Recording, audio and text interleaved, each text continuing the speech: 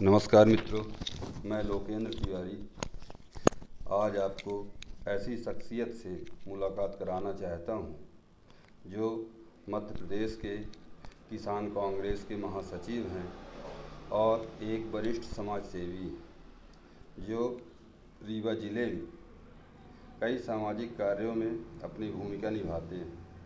आज हम उनसे जानेंगे कि देश में चल रहे इस समय जो भयावह स्थिति है, उस समय उपचुनाव हुए तो उपचुनाव में क्या जनता का मैंडेट रहा, क्या जनता ने इसका 2023 का सेमीफाइनल मान के ये चुनाव किया है, तो उस विषय पे हम आज चर्चा कर रहे हैं। तो माननीय तिवारी जी, ये बताएं कि इस समय जो उपचुनाव हुए उनमें जनता का मैंडेट क्या था।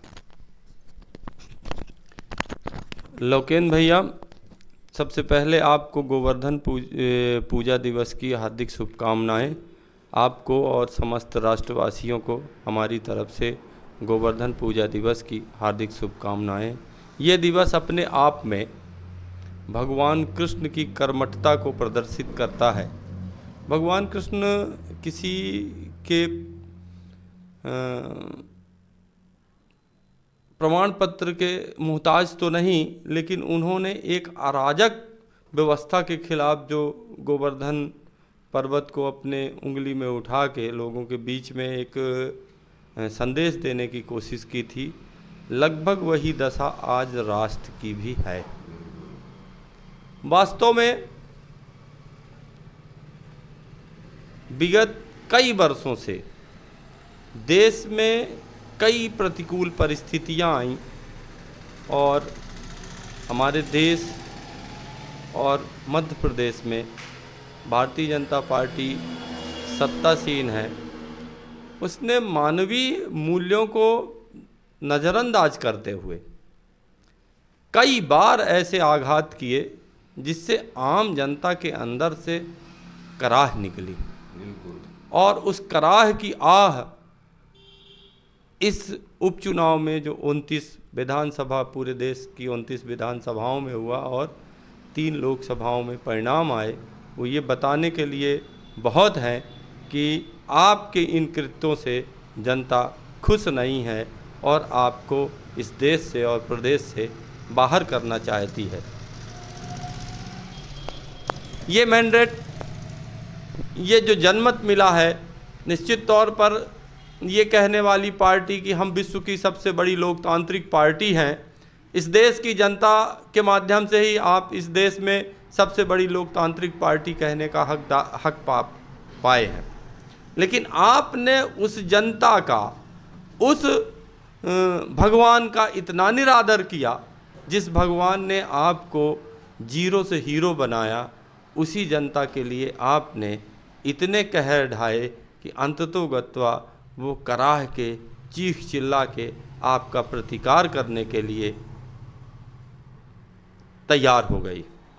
वास्तव में लोकेंद्र भाई, जहाँ तक बात सेमीफाइनल की आपने किया, 2023 मध्य प्रदेश विधानसभा और 2024 लोकसभा, उससे पहले अभी 22 में 6-7 राज्यों में विधानसभा चुनाव होने हैं।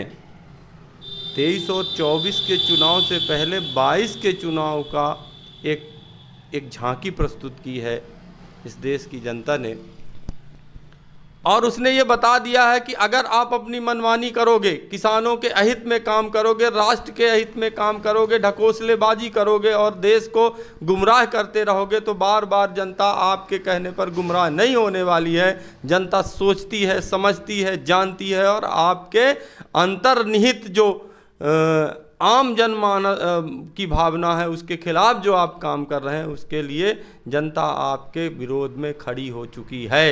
ये चेतावनी है आपको। और मैं तो ये कह सकता हूं कि एक छोटी सी चेतावनी से आप इतना घबराए कि अगले ही दिन आपने डीजल पेट्रोल के दाम कम कर दिए।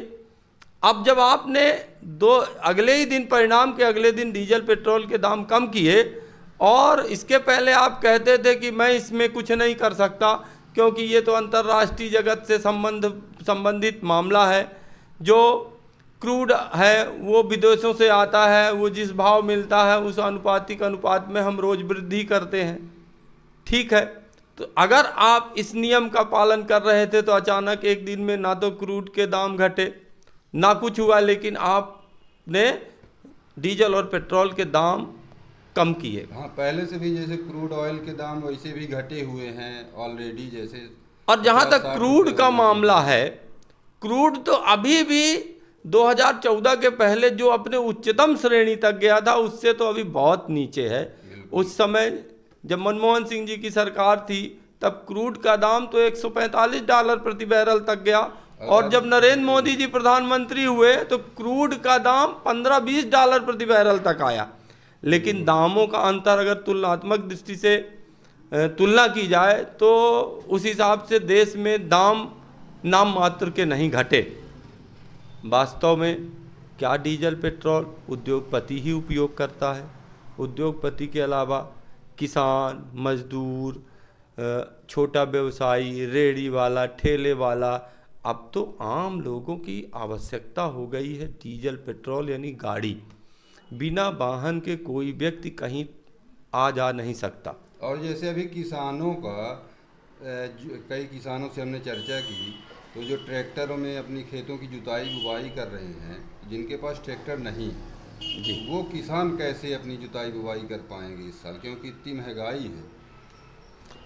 इस बात को लोकेन भाई अगर इस देश की सरकार नहीं समझ पा रही है, हमारे किसान भाई विगत सालों से किसान से मांग कर रहे हैं, हमारी भी बात सुन लीजिए, हमको भी सुन लीजिए। हम अन्नदाता हैं, पूरे राष्ट्र का भरण पोषण करते हैं, एक एक नागरिक का भरण पोषण करते हैं। ये अन्नदाता ही है जो मूलतः राष्ट्र को चलाता है। और मैं ये आगे फिर भी कह देना चाहता हूँ कि इस देश की अर्थव्यवस्था में चाहे जिस सेक्टर ने जितना अपनी हिस्सेदारी की हो, लेकिन अगर कृषि ने अपनी हिस्सेदारी हटा दी तो इस देश में कुछ भी बचने वाला नहीं है। और आज किसान इस स्थिति में आके खड़ा हो गया है कि अब मैं ज़्यादा अन्न का उत्पादन नहीं करूंगा, मैं भी अपनी आवश्यकता बस के लिए अन्न का उत्पादन करूंगा और फिर देखता हूं कौन सा सेक्टर कितना हिस्सेदारी निभा पाता है। वास्तव में किसानों की ये उपेक्षा, हम तो ये कहते हैं किसानों के लिए एक आयोग बनाया जाए, कृषि क्षेत्र के लिए भी एक आयोग बने। जिस तरह आप वेतन आयोग बनाए हुए हैं, हर आयोग अपने अपने क्षेत्र में हर 10 वर्ष में 15 वर्ष में सरकार का जब भी जैसा निर्देश आता है, नियम तो वैसे 10 वर्ष में है, हर 10 वर्ष में हर आयोग समीक्षा करता है और बाज़ार की कीमतों के आधार पर किसी भी वस्तु की, किसी भी श्रम के आधारभूत मूल्य का निर्धारण करता है। आप जो है किसानों के एमएसपी एक साल में ज़्यादा से ज़्यादा 25 रुपया बढ़ा देते हैं।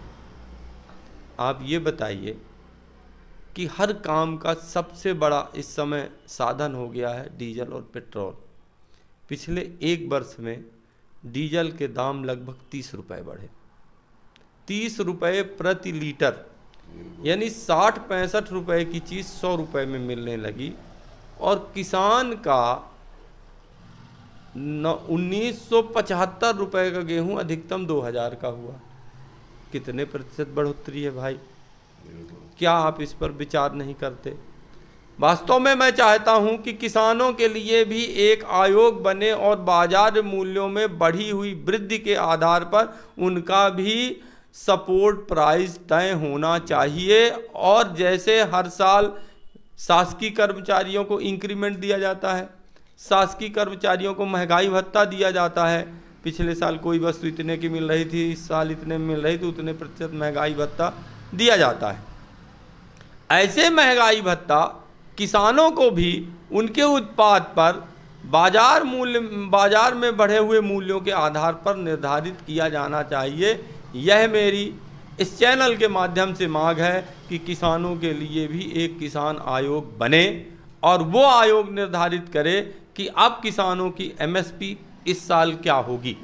अभी तो जो सरकार 25 रुपया बढ़ाती है ना, उसको इतना बड़ा प्रोपोगंडा फैलाती है कि अरे मैंने किसानों पर बहुत बड़ा एहसान कर दिया, 25 रुपये गेहूं के दाम बढ़ा दिए, 20 रुपये धान के दाम बढ़ा दिए, 50 रुपये चने के दाम बढ़ा दिए, 70 रुपये अलसी के दाम बढ़ा दिए, 70 रुपया मैंने सरसों का दाम बढ़ा दिया, मक्के का 5 रुपया, गन्ने का 3 रुपया, और 3 रुपया बढ़ा के इतना बड़ा ढिढोरा पीटते हैं जैसे भारत में कोई अमूल चूक परिवर्तन कर दिया हो, बहुत बड़ी वृद्धि कर दी हो और अब इससे किसानों का पूरा कायाकल्प हो जाएगा। अरे भाइयों, आप भी जो आज बैठे हो सत्ता में, हर आदमी कहीं ना कहीं किसान का बेटा है, किसान का पोता है, किसान का कुछ है। लगभग 80 से 90% लोग कृषि करने वाले परिवारों से ही जुड़े हैं। पर मेरे आज तक ये समझ में नहीं आया कि जो लोग फिर चुन लिए जाते हैं, जनता जिन्हें चुन के अपना प्रतिनिधि बनाती है और वो सदन में जाते हैं तो वहाँ बैठ के क्या करते हैं? क्या शासकीय सुख सुविधाओं का भोग करना ही उनका काम रह गया है?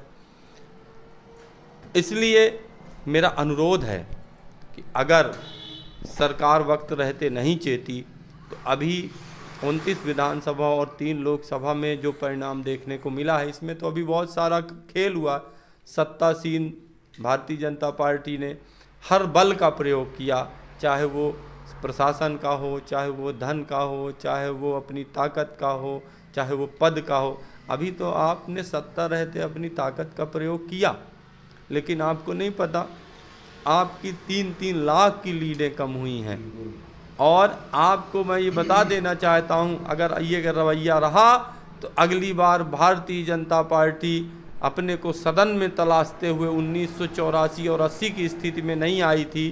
तो देखिएगा, ये जनता है, ये जनता सब कुछ जानती है, ये जनता की अदालत है, ये यहाँ अपना मुकदमा भी चलाती है और मुकदमे की सुनवाई भी करती है और जनता ही आपको फैसला भी सुनाती है। और फैसला का एक प्रारूप आपके सामने जनता ने प्रस्तुत किया है। हमारी सरकार से ये मांग है कि कृषि क्षेत्र में सुधार करें, किसान बिल वापस लें, किसानों को डीजल पेट्रोल के लिए सब्सिडी दें। खाद एक ऐसा मुद्दा है इस समय, कहीं भी सेवा सहकारी समितियों में खाद तो है ही नहीं। खाद की ब्लैकमेलिंग शुरू है।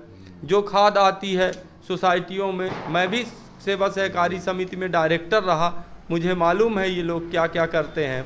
ये खाद आती है, मार्केट में 50-100 रुपया ज़्यादा से बेच देते हैं, फिर वो बाज़ार के व्यापारी उसको 150-200 रुपये में महंगा करके बेचते हैं।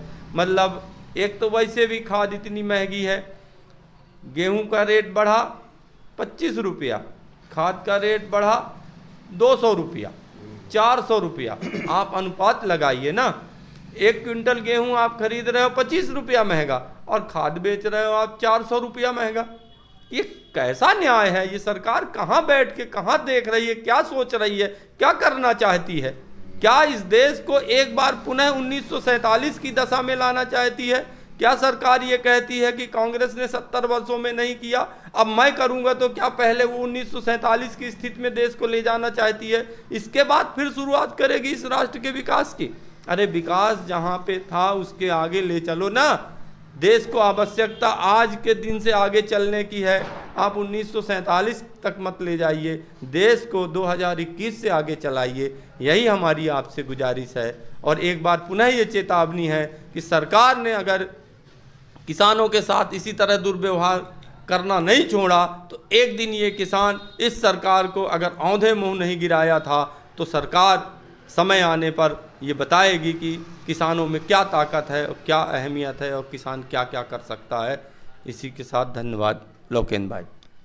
धन्यवाद सुनील तिवारी जी, और इस जनता का भी धन्यवाद, और पूरे मध्य प्रदेश में जो अभी हमारे उपचुनाव हुए उनमें जो जनता का मैंडेट आया उसका भी धन्यवाद।